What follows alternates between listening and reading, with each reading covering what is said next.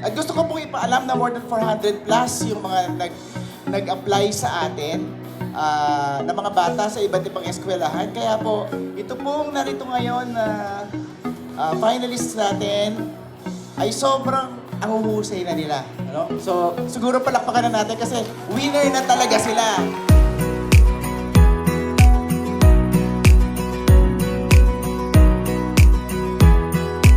Alam niyo ba? May kwento ako mula sa Lampara Books na pwedeng inumin. Ang sarap pakinggan ng mga huli ng ibon. Nakakita ng bata mga siopaw. Mukhang nagustuhan din niya ito. Ang gusto ko.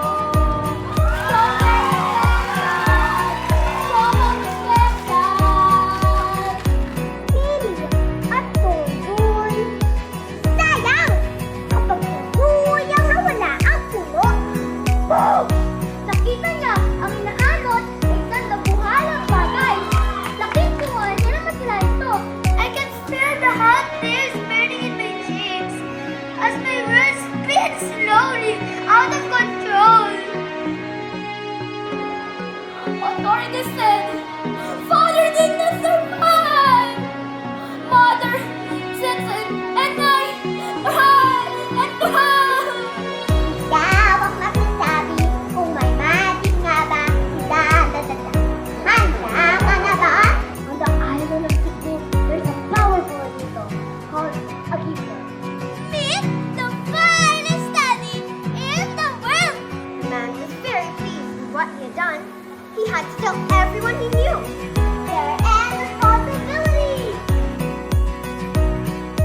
Kapag nakasabay ka sa labas, akala mo may magpapalong ng lupa. Inay na matubig. Nagising ang mga tao at nakita nilang wala na silang tubig. Ang kanilang pangkaraniwang tungkulin. Pumapasok sa trabaho, may lalakad, pumupunta sa mga tindahan, lumalabas, upang kumain. Bawal kwento, si tatay muli na babalik ng ano. Mainit daw sila! Sige ba?